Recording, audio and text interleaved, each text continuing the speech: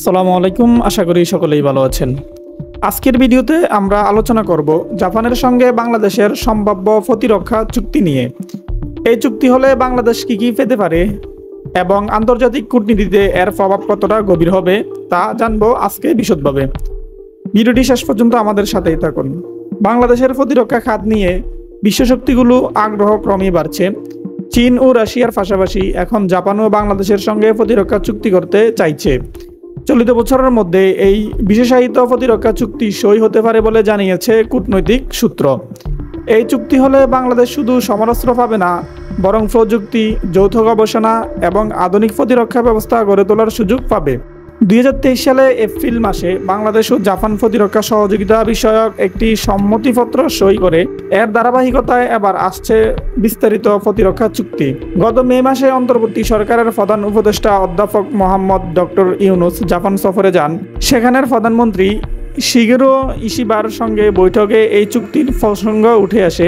মূলত জাপান সম্প্রতি নিজেদের প্রতিরক্ষা নীতি শিথিল করেছে এবং সমরাস্ত্র রপ্তানিতে নতুন বাজার খুঁজছে।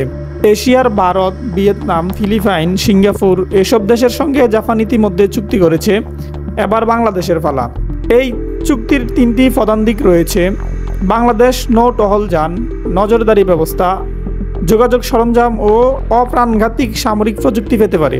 বিশেষত রাডার সিস্টেম, মিৎসুবিশি ইলেকট্রনিক্স আগ্রহ দেখিয়েছে। যৌথ গবেষণা ও প্রযুক্তি বিনিময়, সাইবার নিরাপত্তা, উপকূলীয় নজরদারি, স্যাটেলাইট প্রযুক্তি উন্নয়ন, কঠোর নিয়ন্ত্রণ ব্যবস্থা।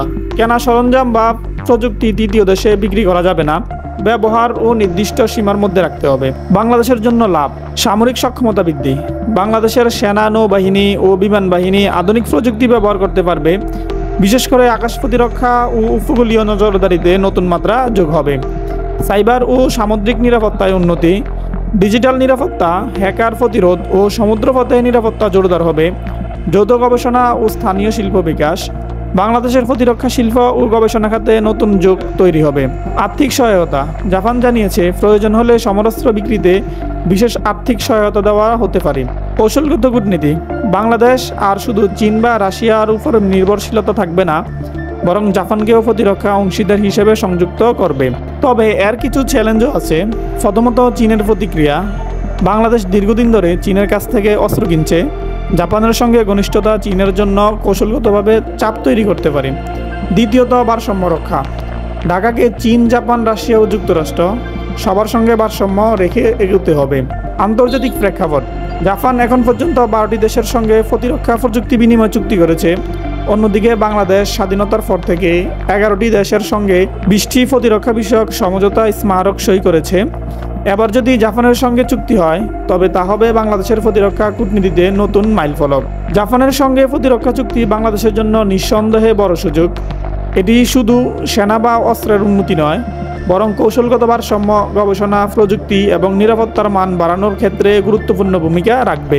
তবে সবচেয়ে বড় বিষয় হলো ঢাকাকে এখন কৌশলগত বুদ্ধিমত্তা দিয়ে এগোতে হবে, যাতে চীন, জাপান কিংবা যুক্তরাষ্ট্র কেউ আমাদের বিরুদ্ধে অবস্থান না নেয়। আপনারা কি মনে করেন, জাপানের সঙ্গে প্রতিরক্ষা চুক্তি বাংলাদেশের জন্য আশীর্বাদ হবে নাকি নতুন চ্যালেঞ্জ তৈরি করবে? কমেন্টে আপনার মতামত জানাতে ভুলবেন না। ভিডিওটি ভালো লাগলে লাইক দিন, শেয়ার করুন। চ্যানেলটি সাবস্ক্রাইব করে পাশে থাকা বেল আইকনটি বাজিয়ে রাখুন। দেখা হবে পরবর্তী ভিডিওতে। ততক্ষণ পর্যন্ত ভালো থাকুন, সুস্থ থাকুন। আল্লাহ হাফেজ।